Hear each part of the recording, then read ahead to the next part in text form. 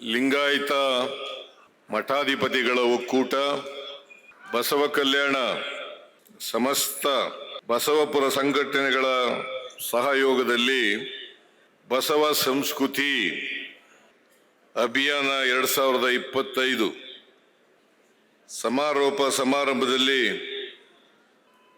ಭಾಗವಹಿಸಿರ್ತಕ್ಕಂಥ ಪರಮ ಪೂಜ್ಯ ಬಸವಪುರ ಮಠಾಧಿಪತಿಗಳಲ್ಲಿ ನಮಸ್ಕರಿಸಿ, ಈ ಸಮಾರಂಭದಲ್ಲಿ ಭಾಗವಹಿಸಿರ್ತಕ್ಕಂಥ ನಮ್ಮ ಸಚಿವ ಸಂಪುಟದ ಎಲ್ಲ ಸಹೋದ್ಯೋಗಿ ಸಚಿವರೇ,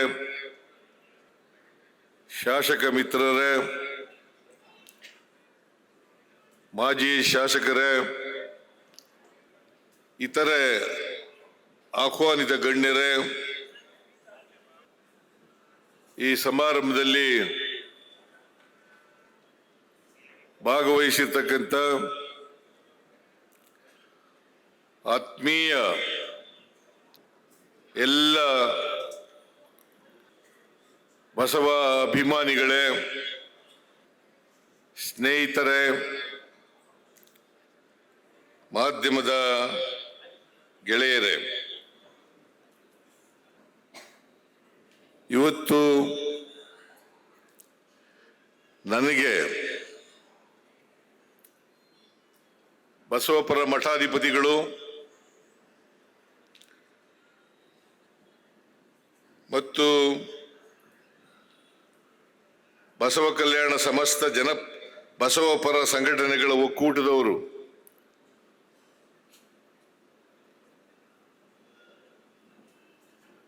ಅಭಿನಂದನೆಯನ್ನ ಸಲ್ಲಿಸಿದ್ದಾರೆ.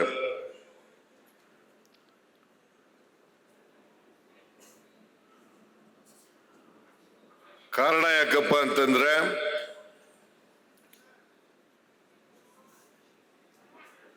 ನಾನು ಬಸವೇಶ್ವರರ ಅಭಿಮಾನಿ.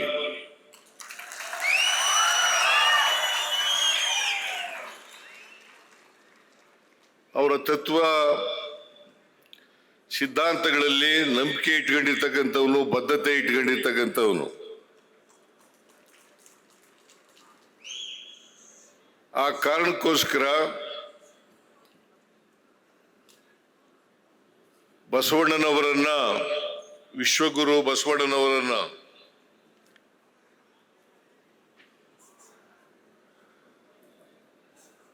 ಸಾಂಸ್ಕೃತಿಕ ನಾಯಕ ಅಂತೇಳಿ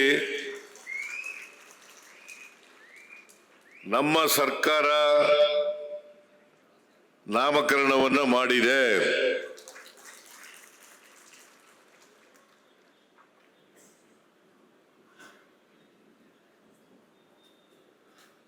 ಆ ನಾಮಕರಣವನ್ನ ಮಾಡೋದ್ರ ಮೂಲಕ ಇಡೀ ಸರ್ಕಾರ ಬಸವಣ್ಣನವರಿಗೆ ಗೌರವವನ್ನ ಸೂಚಿಸ್ತಕ್ಕಂಥ ಕೆಲಸವನ್ನ ಮಾಡಿದೆ ಅಂತಕ್ಕಂಥ ಮಾತುಗಳನ್ನ ಹೇಳಲಿಕ್ಕೆ ಬಯಸ್ತಾ ಇದ್ದೇನೆ.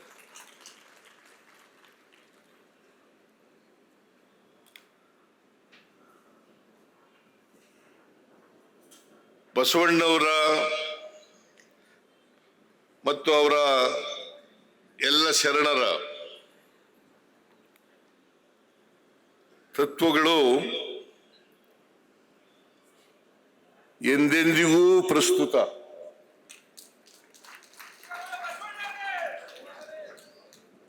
ಅಂದಿಗಲ್ಲ, ಇಂದಿಗಲ್ಲ, ಮುಂದೆ ಎಂದೆಂದಿಗೂ ಪ್ರಸ್ತುತ ಇದೆ ಅಂತಕ್ಕಂಥ ಮಾತುಗಳನ್ನ ಹೇಳಲಿಕ್ಕೆ ಬಯಸ್ತಾ ಇದ್ದೇನೆ. ಅದರಲ್ಲೂ ನಮ್ಮ ಸಮಾಜದಲ್ಲಿ ಎಲ್ಲಿವರೆಗೆ ಜಾತಿ ವ್ಯವಸ್ಥೆ ಇರ್ತದೆ, ಎಲ್ಲಿವರೆಗೆ ಮೇಲು ಕೀಳು ಅಂತಕ್ಕಂಥದ್ದು ಇರ್ತದೆ, ಎಲ್ಲಿವರೆಗೆ ಚಿತ್ರಣ ವ್ಯವಸ್ಥೆ ಇರ್ತದೆ, ಅಲ್ಲಿವರೆಗೂ ಕೂಡ ಇದು ಬಸವಣ್ಣನವರ ತತ್ವಗಳು, ಬಸವಾದಿ ಶರಣರ ತತ್ವಗಳು ಅತ್ಯಂತ ಪ್ರಸ್ತುತ ಅಂತಕ್ಕಂಥ ಮಾತುಗಳನ್ನ ಹೇಳಲಿಕ್ಕೆ ಬಯಸ್ತಾ ಇದ್ದೇನೆ. ಬಸವಾದಿ ಶರಣರು ಸಮಾಜದಲ್ಲಿ ಜಾತಿ ರಹಿತವಾದಂಥ, ವರ್ಗರಹಿತವಾದಂಥ, ಸಮಾನತೆಯಿಂದ ಕೂಡಿರ್ತಕ್ಕಂಥ ಮಾನವ ಸಮಾಜದ ನಿರ್ಮಾಣದ ಕನಸನ್ನ ಕಂಡಿದ್ರು ಅಂತಕ್ಕಂಥದ್ದನ್ನ ನಾವು ಯಾವತ್ತೂ ಕೂಡ ಮರೀಲಿಕ್ಕೆ ಸಾಧ್ಯ ಇಲ್ಲ. ನಾವೆಲ್ಲರೂ ಕೂಡ ಮೂಲತಃ ಮಾನವರು, ಆಮೇಲೆ ಭಾರತೀಯರು.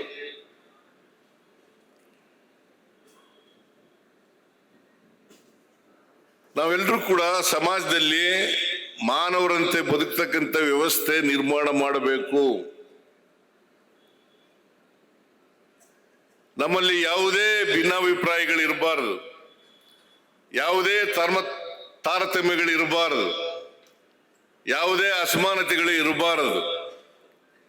ಅಸಮಾನತೆಯನ್ನು ತೊಡೆದಾಕ್ತಕ್ಕಂಥ, ತಾರತಮ್ಯಗಳನ್ನು ತೊಡೆದಾಕ್ತಕ್ಕಂಥ ಮಾನವ ಸಮಾಜ ನಿರ್ಮಾಣ ಮಾಡ್ತಕ್ಕಂಥದ್ದೇ ಬಸವಾದಿ ಶರಣರ ಮುಖ್ಯ ಗುರಿಯಾಗಿತ್ತು ಅಂತಕ್ಕಂಥದ್ದನ್ನ ಇವತ್ತು ನಾವು ಮರೀಲಿಕ್ಕೆ ಸಾಧ್ಯ ಇಲ್ಲ. ನಾನು ಬಹುಶಃ ಕಾನೂನು ವಿದ್ಯಾರ್ಥಿ ಆಗಿನಿಂದ ಇವತ್ತಿನವರೆಗೆ, ಕಾನೂನಿನ ವಿದ್ಯಾರ್ಥಿ ಆಗಿದ್ದರಿಂದ ಇವತ್ತಿನವರೆಗೆ ಬಸವಾದಿ ಶರಣರ ಅನುಯಾಯಿ.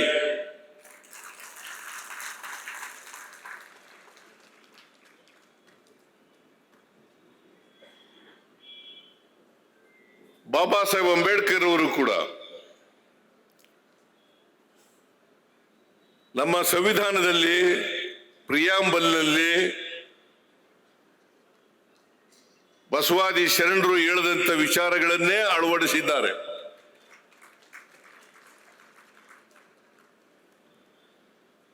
ಆದ್ರಿಂದ ಬಸವ ವಿಚಾರಗಳು, ಸಂವಿಧಾನದ ವಿಚಾರಗಳು ಹೆಚ್ಚು ಕಡಿಮೆ ಒಂದೇ ಆಗಿದ್ದಾವೆ ಅಂತಕ್ಕಂಥ ಮಾತುಗಳನ್ನು ನಾವು ಮರೀಲಿಕ್ಕೆ ಸಾಧ್ಯ ಇಲ್ಲ. ಅದಕ್ಕೋಸ್ಕರನೇ ನಮ್ಮ ಸರ್ಕಾರ ಹೇಗೆ ಬಸವಣ್ಣನವರನ್ನ ಸಾಂಸ್ಕೃತಿಕ ನಾಯಕ ಅಂತೇಳಿ ಕರೆದೋ, ಅದೇ ರೀತಿಯಾಗಿ ಬಾಬಾ ಸಾಹೇಬ್ ಅಂಬೇಡ್ಕರ್ ಅವರು ರಚನೆ ಮಾಡಿರ್ತಕ್ಕಂಥ ಸಂವಿಧಾನದ ಪೀಠಿಕೆ ಎಲ್ಲರಿಗೂ ಗೊತ್ತಾಗಬೇಕು. ಅದಕ್ಕೋಸ್ಕರ ಶಾಲಾ ಮತ್ತು ಕಾಲೇಜುಗಳಲ್ಲಿ, ಗ್ರಾಂಟೆಡ್ ಇನ್ಸ್ಟಿಟ್ಯೂಷನ್ಗಳಲ್ಲಿ, ಎಲ್ಲ ಕಡೆ ಸಂವಿಧಾನದ ಪೀಠಿಕೆಯನ್ನು ಓದಿಸ್ತಕ್ಕಂಥ ಕೆಲಸವನ್ನ ಮಾಡ್ತಾ ಇದ್ದೀವಿ.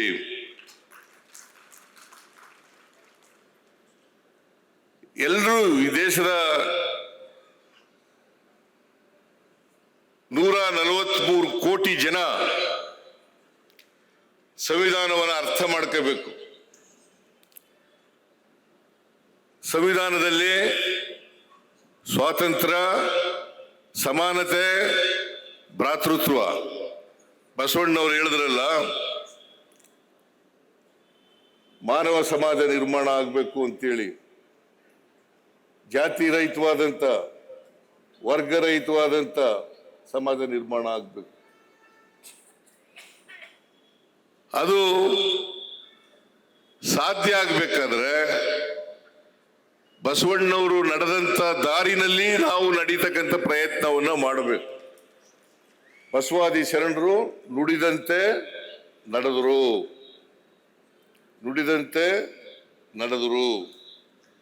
ನಾವು ಕೂಡ ನುಡಿದಂತೆ ನಡೀತಕ್ಕಂಥ ಪ್ರಯತ್ನವನ್ನ ಮಾಡಬೇಕು. ನುಡಿದಂತೆ ನಡೆಯುವ ಪ್ರಯತ್ನವನ್ನ ಮಾಡಬೇಕು.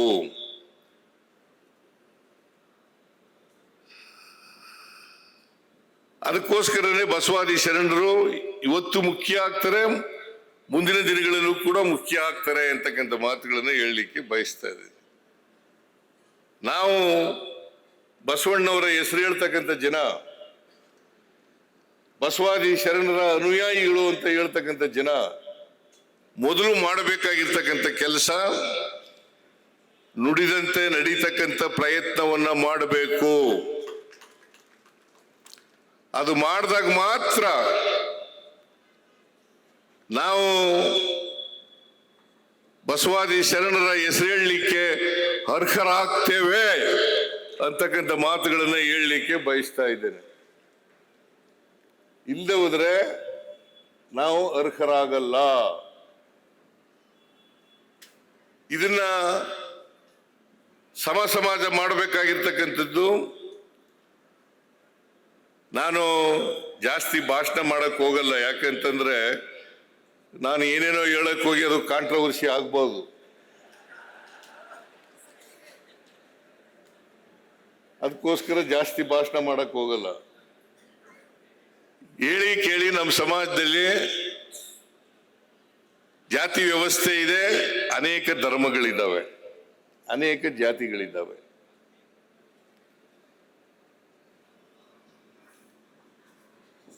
ನಾನು ಒಂದು ಮಾತನ್ನ ಈ ಸಂದರ್ಭದಲ್ಲಿ ಹೇಳಲಿಕ್ಕೆ ಬಯಸ್ತಾ ಇದ್ದೇನೆ. ನಾವೆಲ್ಲರೂ ಶೂದ್ರರು.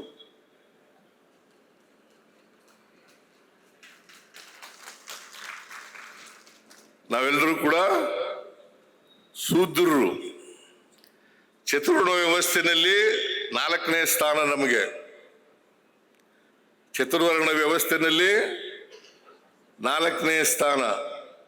ಬ್ರಾಹ್ಮಣರು ಮೇಲ್ಗಡೆ, ವೈಶ್ಯರು 2ನೇವರು, ಕ್ಷತ್ರಿಯರು, ಶೂದ್ರರು, ಈಗ ಪಂಚಮರು ಅಂತ ಬಿಡ ಆಗ್ಬಿಟ್ಟಿದೆ.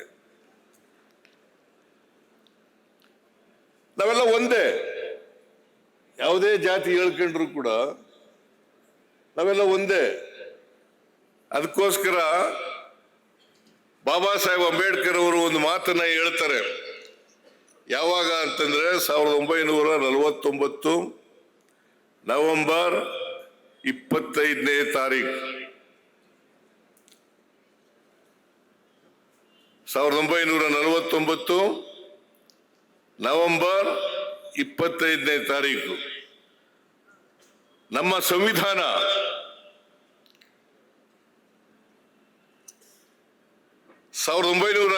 ಜನವರಿ 26ನೇ ತಾರೀಕಿನಿಂದ ಜಾರಿಗೆ ಬರ್ತಾ ಇದೆ. ಅಂದು ನಾವು ವೈರುಧ್ಯತೆ ಇರ್ತಕ್ಕಂಥ ಸಮಾಜಕ್ಕೆ ಕಾಲಿಡ್ತಾ ಇದ್ದೀವಿ. ವೈರುಧ್ಯತೆ ಇರ್ತಕ್ಕಂಥ ಸಮಾಜಕ್ಕೆ ಕಾಲಿಡ್ತಾ ಇದ್ದೀವಿ. ನಮ್ಮ ಸಮಾಜದಲ್ಲಿ ಆರ್ಥಿಕ ಅಸಮಾನತೆ ಇದೆ, ಸಾಮಾಜಿಕ ಅಸಮಾನತೆ ಇದೆ, ಶೈಕ್ಷಣಿಕ ಅಸಮಾನತೆ ಇದೆ, ರಾಜಕೀಯ ಅಸಮಾನತೆ ಇದೆ.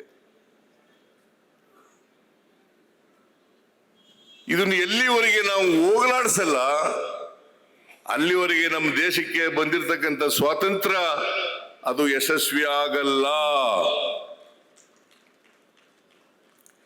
ಯಾರು ಅಸಮಾನತೆಯಿಂದ ನರಳುತ್ತಾ ಇದ್ದಾರೆ ಆರ್ಥಿಕವಾಗಿ ಸಾಮಾಜಿಕವಾಗಿ, ಆ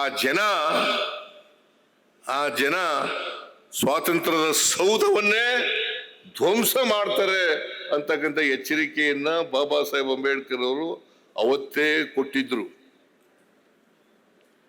ಬಾಬಾ ಸಾಹೇಬ್ ಅಂಬೇಡ್ಕರ್ ಅವರು ಅವತ್ತೇ ನಮಗೆ ಎಚ್ಚರಿಕೆಯ ಗಂಟೆಯನ್ನ ಬಾರಿಸಿದ್ರು.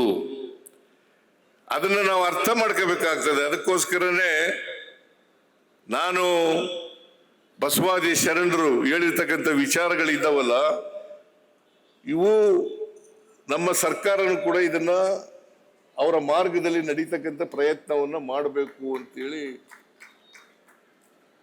ನಾನು ತೀರ್ಮಾನ ಮಾಡಿ, ನಾನು ಮುಖ್ಯಮಂತ್ರಿ ಆದದ್ದು 2013 ಮೇ 13ನೇ ತಾರೀಕು. ಅವತ್ತು ಬಸವ ಜಯಂತಿ ಅವತ್ತು 2013 ಮೇ 13 ಅವತ್ತು ಬಸವ ಜಯಂತಿ. ಅವತ್ತೇ ರಾಜ್ಯಪಾಲರಿಗೆ ಹೇಳಿದೆ, ನಾನು ಬಸವ ಜಯಂತಿ ದಿನ ಓದ್ ತಗೊಳ್ತೀನಿ, ಪ್ರಮಾಣ ವಚನ ಸ್ವೀಕಾರ ಮಾಡ್ತೀನಿ ಅಂತ ಹೇಳಿದೆ. ಅವತ್ತೇ ಪ್ರಮಾಣ ವಚನ ಸ್ವೀಕಾರ ಮಾಡಿದೆ. ಅವತ್ತು ನಾನು ತೀರ್ಮಾನ ಮಾಡಿದೆ, ಬಸವಾದಿ ಶರಣರು ಹಾಕಿ ಕೊಟ್ಟಿರ್ತಕ್ಕಂಥ ಮಾರ್ಗದರ್ಶನದಲ್ಲಿ ನಮ್ಮ ಸರ್ಕಾರ ನಡೆಸ್ತಕ್ಕಂಥ ಪ್ರಾಮಾಣಿಕ ಪ್ರಯತ್ನವನ್ನು ಮಾಡಬೇಕು. ಅದಕ್ಕೋಸ್ಕರನೇ ಅನೇಕ ಭಾಗ್ಯಗಳನ್ನು ಕೊಟ್ಟದ್ದು ಬಾಬಾ ಸಾಹೇಬ್ ಅಂಬೇಡ್ಕರ್ ಅವರು ಹೇಳಿದ್ರಲ್ಲ, ಬಸವಣ್ಣ ಹೇಳಿದ್ರಲ್ಲ, ಜಾತಿ ರಹಿತವಾದಂಥ ಸಮಾಜವನ್ನು ನಿರ್ಮಾಣ ಮಾಡಬೇಕು, ವರ್ಗರಹಿತವಾದಂಥ ಸಮಾಜವನ್ನು ನಿರ್ಮಾಣ ಮಾಡಬೇಕು, ಎಲ್ಲರಿಗೂ ಸಮಾನ ಅವಕಾಶಗಳನ್ನು ಕಲ್ಪಿಸ್ಕೊಡ್ಬೇಕು ಅಂತಕ್ಕಂಥ ತೀರ್ಮಾನವನ್ನ ಮಾಡಿದೆ. ಎಲ್ರಿಗೂ ಸಮಾನ ಅವಕಾಶಗಳಿರ್ಬೇಕು. ಯಾರು ಕೂಡ ಜಾತಿಯಿಂದ ದೊಡ್ಡವರಾಗ್ಲಿಕ್ಕೆ ಸಾಧ್ಯ ಇಲ್ಲ, ಜಾತಿಯಿಂದ ಬುದ್ಧಿವಂತರಾಗ್ಲಿಕ್ಕೆ ಸಾಧ್ಯ ಇಲ್ಲ.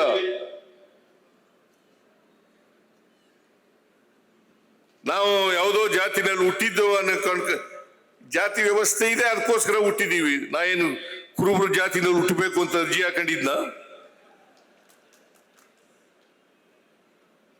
ಜಾತಿ ವ್ಯವಸ್ಥೆ ಕುರುಬರ ಜಾತಿ ಇತ್ತು, ಅದಕ್ಕೋಸ್ಕರ ಹುಟ್ಟಿದ್ದೀನಿ ನಾನು. ಹಾಗಂತೇಳಿ ನಾನು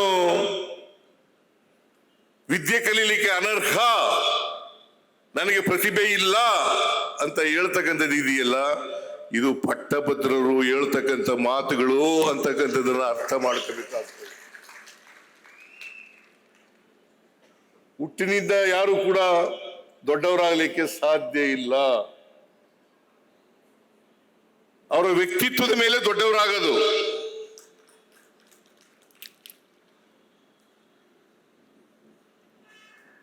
ಜ್ಞಾನ ಇದೆಯಲ್ಲ, ಯಾರಪ್ಪನ ಮನೆ ಸೊತ್ತಲ್ಲ.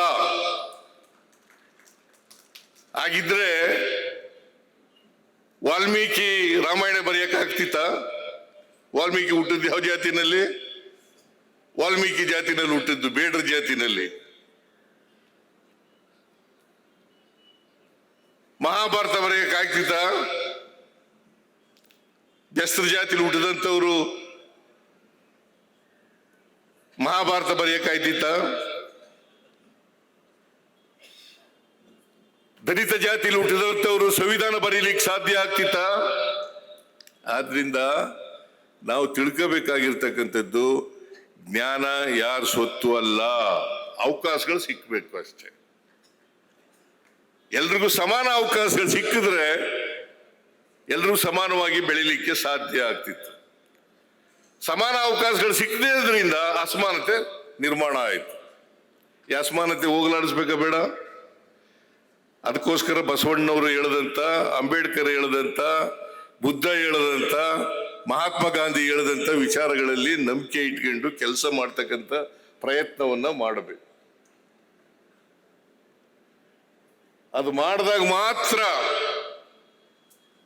ನಾವು ಎಲ್ಲರನ್ನು ಮುಖ್ಯವಾಗಿ ತರಲಿಕ್ಕೆ ಸಾಧ್ಯ ಆಗ್ತದೆ, ಸಮ ಸಮಾಜವನ್ನ ನಿರ್ಮಾಣ ಮಾಡಲಿಕ್ಕೆ ಸಾಧ್ಯ ಆಗ್ತದೆ. ಪ್ರತಿಯೊಬ್ಬರಿಗೂ ಕೂಡ ಇಂಥ ಅಸಮಾನತೆ ಇರ್ತಕ್ಕಂಥ ಸಮಾಜದಲ್ಲಿ, ಅನೇಕ ಜಾತಿಗಳು, ಅನೇಕ ಧರ್ಮಗಳು ಇರತಕ್ಕಂಥ ಜಾತಿನಲ್ಲಿ ಸಹಿಷ್ಣುತೆಯನ್ನ ಬೆಳೆಸಿರ್ತಕ್ಕಂಥ ಪ್ರಯತ್ನವನ್ನ ಮಾಡಬೇಕು. ಸಹಿಷ್ಣುತೆ, ಸಹಬಾಳ್ವೆ, ಇದನ್ನ ಬೆಳೆಸ್ಕೊಳ್ತಕ್ಕಂಥ ಕೆಲಸವನ್ನ ಮಾಡಬೇಕು.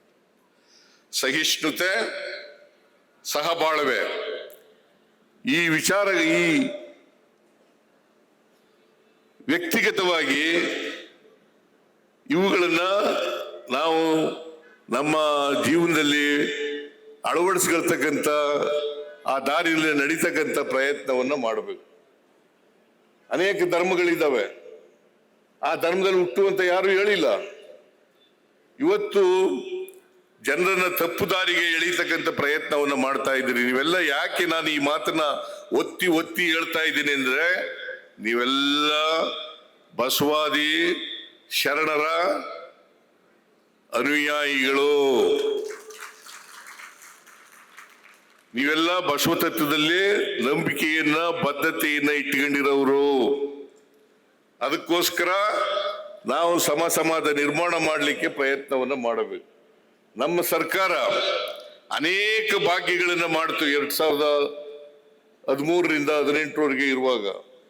ಆಮೇಲೆ ಮತ್ತೆ 2023ರಲ್ಲಿ ನಾನು ಮುಖ್ಯಮಂತ್ರಿ ಆದ ಮೇಲೆ ಮತ್ತೆ ಅನೇಕ ಗ್ಯಾರಂಟಿ ಯೋಜನೆಗಳನ್ನು ಜಾರಿಗೆ ತರ್ತಕ್ಕಂಥ ಪ್ರಯತ್ನವನ್ನು ಮಾಡೋದು. ಆ ಗ್ಯಾರಂಟಿ ಯೋಜನೆಗಳಲ್ಲಿ ಯಾಕೆ ಮಾಡೋದು ಅಂತಂದ್ರೆ ಅಸಮಾನತೆಯನ್ನು ತೊಡೆದಾಕಬೇಕು, ಅಸಮಾನತೆಯನ್ನು ನಿರ್ಮೂಲನೆ ಮಾಡಬೇಕು. ಆಗ ಮಾತ್ರ ಸಮಾಜ ನಿರ್ಮಾಣ ಮಾಡಲಿಕ್ಕೆ ಸಾಧ್ಯ ಆಗ್ತದೆ. ಬಹಳ ಜನ ಹೇಳ್ತಾರೆ ಮುಂದುವರೆದ ಜಾತಿಗಳು, ಲೋಹಿಯಾ ಅವರು ಹೇಳ್ತಾ ಇದ್ರು ಮುಂದುವರೆದ ಜಾತಿಗಳು, BR ಪಾಟೀಲ್ ಇವನು ಸಮಾಜವಾದಿ, ನಮ್ಮ ಲೋಹಿಯಾವಾದಿ. ಮುಂದುವರೆದ ಜಾತಿಗಳು ಜಾತಿ ಸಮಾವೇಶಗಳನ್ನು ಮಾಡಿದ್ರೆ ಅದು ಜಾತಿ ಮಾಡಿದಾಗ ಆಗ್ತದೆ. ಹಿಂದುಳಿದ ಜಾತಿಗಳು ಸಮಾವೇಶಗಳನ್ನು ಮಾಡಿದ್ರೆ ಅದು ಜಾತಿ ಸಮಾವೇಶ ಆಗಲ್ಲ, ಸಮಾನತೆಯ ಸಮಾವೇಶ ಆಗ್ತದೆ ಅಂತಕ್ಕಂಥ ಮಾತುಗಳನ್ನ ಬಹಳ ಸ್ಪಷ್ಟವಾಗಿ ಹೇಳಿದ್ದಾರೆ. ಅದಕ್ಕೋಸ್ಕರವಾಗಿ ನಾವೆಲ್ಲರೂ ಕೂಡ ಜಾತಿ ಸಂಘಟನೆಗಳ ಮೂಲಕ ಗುರಿ ಏನಪ್ಪಾ ಇರಬೇಕು ಅಂತಂದ್ರೆ ನಾವು ಒಂದೇ ಸಮಾಜವಾಗಿ ನಿರ್ಮಾಣ ಮಾಡ್ತಕ್ಕಂಥದ್ದು, ಮಾನವ ಸಮಾಜ ನಿರ್ಮಾಣ ಮಾಡ್ತಕ್ಕಂಥದ್ದು, ಮಾನವ ಧರ್ಮ ನಿರ್ಮಾಣ ಮಾಡ್ತಕ್ಕಂಥ ಕೆಲಸವನ್ನ ಮಾಡಬೇಕು. ಅದು ಮಾಡಿದ್ರೆ ಮಾತ್ರ ಸಮಾಜವನ್ನ ನಿರ್ಮಾಣ ಮಾಡಲಿಕ್ಕೆ ಎಲ್ಲರೂ ಮುಖ್ಯವಾಗಿ ತರಲಿಕ್ಕಂತ ಅನೇಕ ಕೆಲಸಗಳನ್ನ ನಾವು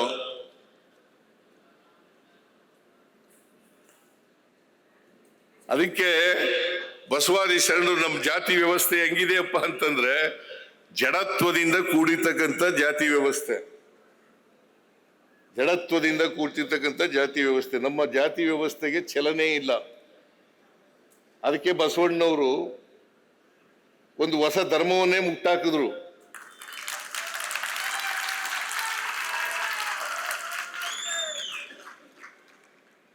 ಚಲನೆ ಇರ್ತಕ್ಕಂಥ ಸಮಾಜ ಆಗ್ಬೇಕು. ಯಾವಾಗ ಚಲನೆ ಬರ್ತದೆ ಅಂತಂದ್ರೆ ಆರ್ಥಿಕವಾಗಿ ಸಾಮಾಜಿಕವಾಗಿ ಶಕ್ತಿ ಎಲ್ರಿಗೂ ಬಂದಾಗ ಮಾತ್ರ ಚಲನೆ ಸಿಕ್ಲಿಕ್ಕೆ ಸಾಧ್ಯ ಆಗ್ತದೆ. ಇಲ್ಲದೆ ಜಡತ್ವ ಇರ್ತಕ್ಕಂಥ ಸಮಾಜ ಇರ್ತದೆ. ಅದಕ್ಕೋಸ್ಕರ ಆರ್ಥಿಕ ಸಾಮಾಜಿಕ ಶಕ್ತಿಯನ್ನ ಎಲ್ಲರಿಗೂ ತುಂಬಬೇಕು ಅನ್ನೋ ಕಾರಣಕ್ಕೋಸ್ಕರನೇ ನಮ್ಮ ಸರ್ಕಾರ ಅನೇಕ ಗ್ಯಾರಂಟಿ ಯೋಜನೆಗಳನ್ನು ಜಾರಿಗೆ ತಂದಿರ್ತಕ್ಕಂಥದ್ದು. ಸಮಾಜದಲ್ಲಿ ಆರ್ಥಿಕವಾಗಿ ಸಾಮಾಜಿಕವಾಗಿ ಶಕ್ತಿ ಬರಬೇಕು. ಆ ಶಕ್ತಿ ಬಂದಾಗ ಚಲನೆ ಸಿಗ್ತದೆ.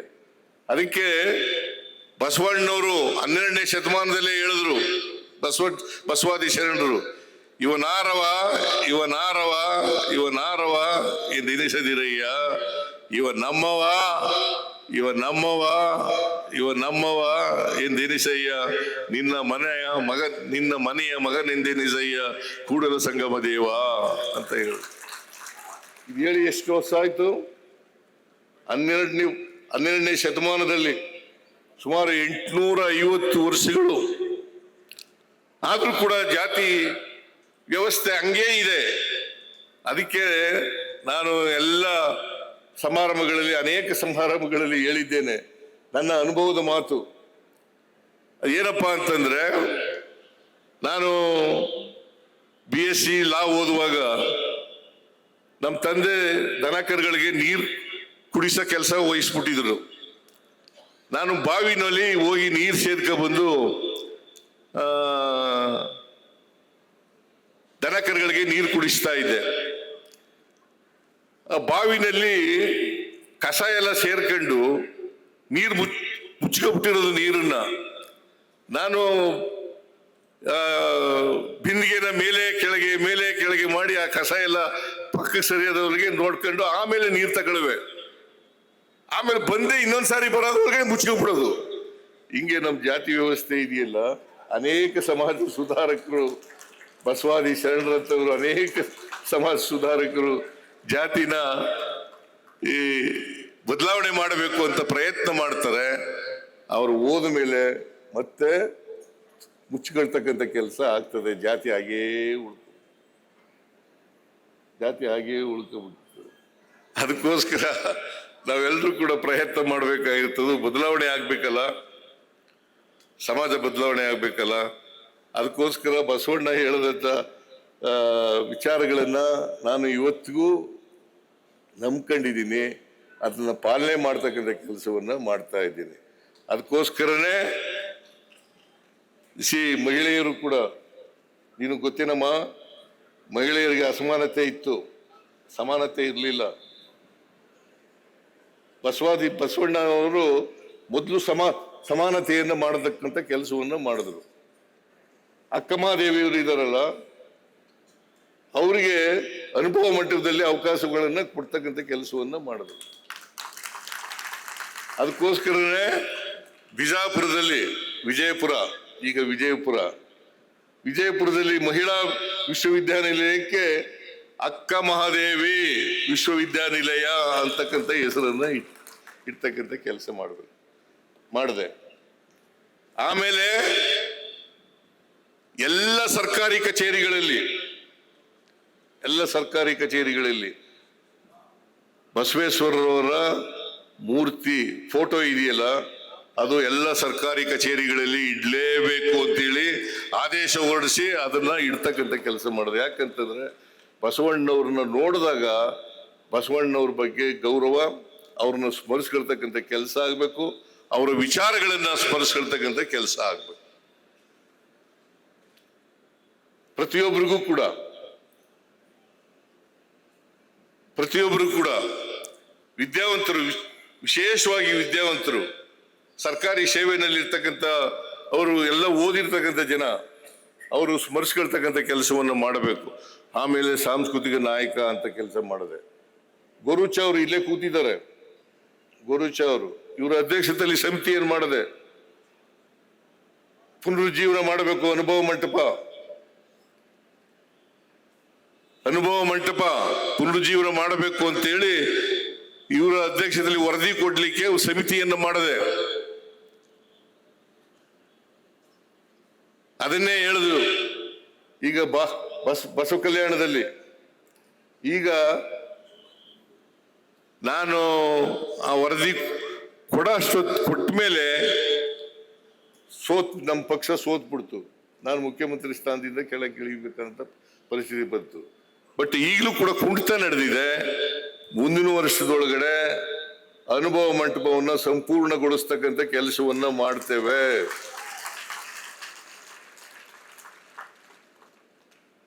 ಆಮೇಲೆ ಬಸವಲಿಂಗ ಪಟ್ಟದೇವರು ಬಾಲ್ಕಿ ಸ್ವಾಮೀಜಿಗಳು ಅವರು ಒಂದು ಮಾತು ಹೇಳಿದ್ದಾರೆ, ವಚನ ಯೂನಿವರ್ಸಿಟಿ ಮಾಡಬೇಕು, ವಚನ ವಿಶ್ವವಿದ್ಯಾಲಯವನ್ನ ಮಾಡಬೇಕು ಅಂತಕ್ಕಂಥ ಮಾತುಗಳೇನು ಹೇಳಿದ್ದಾರೆ.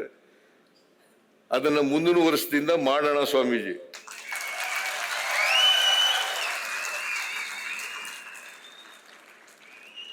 ನಾನು ರಾಜಕೀಯದಲ್ಲಿ ಏನು ಮಾತು ಕೊಡ್ತೇನೆ ಆ ಮಾತುಗಳನ್ನ ನಡೆಸ್ತಕ್ಕಂಥ ಕೆಲಸವನ್ನ ಮಾಡ್ತೇನೆ ಅಂತಕ್ಕಂಥ ಮಾತುಗಳನ್ನು ಹೇಳಲಿಕ್ಕೆ ಬಯಸ್ತಾ ಇದ್ದೀನಿ.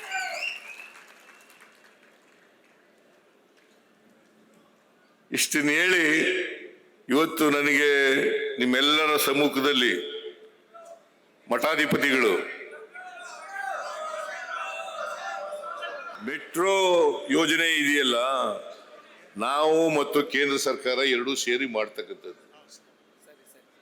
ಕೇಂದ್ರ ಸರ್ಕಾರ ಮತ್ತು ರಾಜ್ಯ ಸರ್ಕಾರ ಎರಡೂ ಸೇರಿ ಮಾಡೋದು. ನಮ್ಮ ಪಾಲು ಜಾಸ್ತಿ ಇರ್ಬೋದು. ಮೆಟ್ರೋ ಸ್ಟೇಷನ್ ಮಾಡ್ಲಿಕ್ಕೆ, ಮೆಟ್ರೋ ಯೋಜನೆ ಮಾಡಲಿಕ್ಕೆ ನಮ್ಮ ಪಾಲು ಜಾಸ್ತಿ ಇದೆ, 87% ಇದೆ. 13% ಕೇಂದ್ರ ಸರ್ಕಾರದಿದೆ. ಆದರೂ ಕೂಡ ಕೇಂದ್ರ ಸರ್ಕಾರ ಒಪ್ಪಿಗೆ ಇಲ್ದೇನೆ ನಾವೇನು ಮಾಡಾಗಿಲ್ಲ. ನಾನು ಕೇಂದ್ರ ಸರ್ಕಾರಕ್ಕೆ ಈ ವಿಚಾರನ ಅವ್ರ ಮುಂದೆ ಇಡ್ತಕ್ಕಂಥ ಕೆಲಸವನ್ನ ಮಾಡ್ತೇನೆ.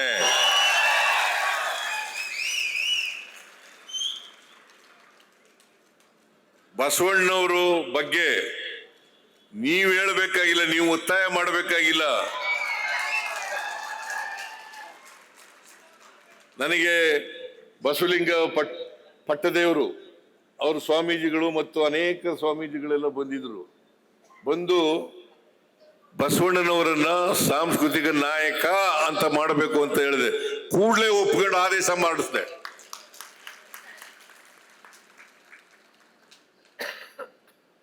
ಅದರಿಂದ ನಮ್ದೇ ಸರ್ಕಾರದಿಂದ ಪ್ರಾಜೆಕ್ಟ್ ಮಾಡಿದ್ರೆ ಅದು ಈಗಲೇ ಒಪ್ಪಿಗೆ ಕೊಟ್ಬಿಡ್ತಿದ್ದೆ.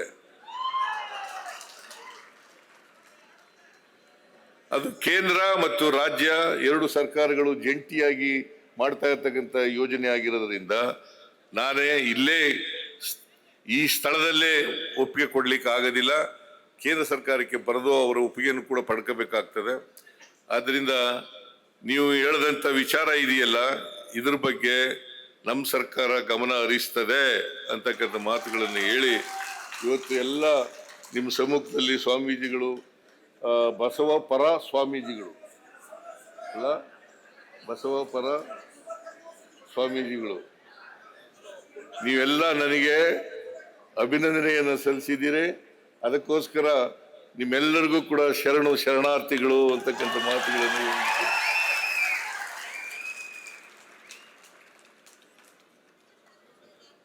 ಇಷ್ಟನ್ನೇಳಿ ನನ್ನ ಮಾತುಗಳನ್ನು ಮುಗಿಸ್ತೇನೆ.